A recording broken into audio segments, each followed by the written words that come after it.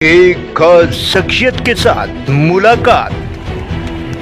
देखिए जयदेव पटेल के साथ नंबर 1 इंडिया न्यूज पर रोजाना रात 9 बजे। नमस्कार व्यूअर्स, मैं जयदेव पटेल और आप देख रहे हैं नंबर 1 इंडिया न्यूज। आपका एक बार फिर स्वागत है एक खास शख्सियत के साथ मुलाकात प्रोग्राम में। आज हम बात करेंगे मुंबई बीएमसी चुनाव में जिस प्रकार से मायावती को बम्पर जीत हासिल हुई, आखिर इसके क्या मायने, और इसी के साथ साथ में 30 साल बाद ठाकरे ब्रदर्स को बीएमसी सत्ता से जो बाहर किया गया है, क्या ये पूरी तरीके से महाराष्ट्र में ठाकरे ब्रदर्स का जो किला है वो ढह गया है, और इसी के साथ साथ में इन नतीजों का आने वाले विधानसभा चुनाव पर क्या कुछ असर दिखाई देगा। इन्हीं तमाम बातें के लिए हमारे साथ खास सामान है केंद्रीय मंत्री श्रीपाद येसो नायक। श्रीपाद येसो नायक जी, आपका बहुत बहुत स्वागत है आज के मेरे प्रोग्राम में। नमस्कार। श्रीपाद येसो नायक जी, आपसे मेरा पहला सवाल है कि बीएमसी चुनावों में जिस प्रकार से महायुति को जो बम्पर जीत हासिल हुई है, इसको आप कैसे देखते हैं? ये जो जीत हासिल हुई है, मैं सबसे पहले कहना चाहता हूँ, हमारे प्रधानमंत्री नरेंद्र भाई मोदी जी का जो मार्गदर्शन है ना, डायरेक्शन है, और जिस तरह के समाज के भीतर काम करने का जो उन्होंने जो सीख दी है, उसी तरह से कार्यकर्ता नीचे तक जाके और विकास के बारे में भारतीय जनता पार्टी क्या कर सकते हैं, इसका एक उदाहरण पेश किया।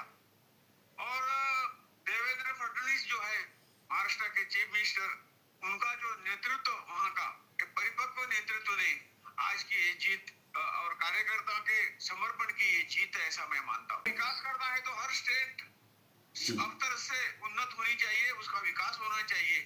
और आज महाराष्ट्र गवर्नमेंट ने ये कई सालों में करके दिखाया है, और इसीलिए लोगों का विश्वास भारतीय जनता पार्टी की और उनके एलाइज की ओर बढ़ गया है। आज आपने देखा है कि ठाकरे बंधु इकट्ठा हो गए, लेकिन उनका जो किला था वो लोगों ने खत्म कर दिया है, और इसलिए एक जीत ऐसी जीत है जो भारतीय जनता पार्टी के लिए आगे बढ़ने के लिए एक हौसला दे रही है, ऐसा मेरा मानना है। जी, श्रीपाद येसो नायक जी, जिस प्रकार से बीएमसी ठाकरे ब्रदर्स का लगभग पिछले 30 सालों से कहीं न सत्ता पर काबिज थे, ऐसे में इस प्रकार से जो मिली बम्पर जीत महायुति को और ठाकरे ब्रदर्स को मिली हार, क्या दर्शाता है? क्या उनका जो महाराष्ट्र में जो किला था ठाकरे ब्रदर्स का ढह गया है? एग्जैक्टली वही आपने सही शब्दों में कहा कि वो जो उनका किला, सब सेनापति इकट्ठा हो गए, सब राजे इकट्ठा हो गए, लेकिन वो अपना किला संभाल नहीं पाए हैं। और इसलिए यही बात है कि लोग सोचते हैं, इनके बाला साहब जो उनके पिताजी थे, उन्होंने हिंदुत्व के लिए काम किया, लेकिन सत्ता के ओर में उन्होंने जो इतने सालों में उसके पिताजी ने विरोध किया था, उसको जाकर चिपक गए और सत्ता हासिल की। ये लोगों के मन में से गया नहीं है। लोगों ने यही इसी का जो उत्तर है ना, तो इसी चुनाव में उनको दे दिया है। जी, श्रीपाद येसो नायक जी, जिस प्रकार से महायुति बम्पर जीत हासिल हुई, उसके बाद संजय राउत का बयान सामने आया। उन्होंने कहा कि जो मेजोरिटी सीटें हैं वो 114 हैं और महायुति के पास में 118 है, पूरी मेजोरिटी है, लेकिन हम जब चाहें तब तख्ता पलट कर सकते हैं। इसको आप कैसे देखते हैं? इस राजनीति में, महाराष्ट्र के राजनीति में संजय राउत जी का हाथ कोई पकड़ नहीं सकता है। जैसी हवा आती है वैसा ये बहुत अच्छी तरह से बातें करते हैं, लेकिन लोग वो सीरियस नहीं लेते हैं।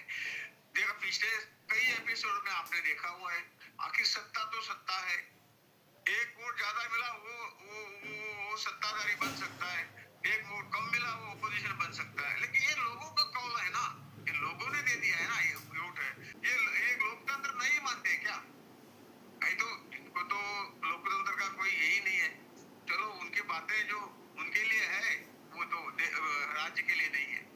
जी, श्रीपाद येसो नायक जी, आपसे मेरा एक आखिरी सवाल है कि महायुति को बीएमसी चुनाव में मिली बम्पर जीत का आने वाले विधानसभा चुनाव पर कितना कुछ प्रभाव दिखाई देगा और कार्यकर्ताओं को कितना मनोबल बढ़ेगा इससे?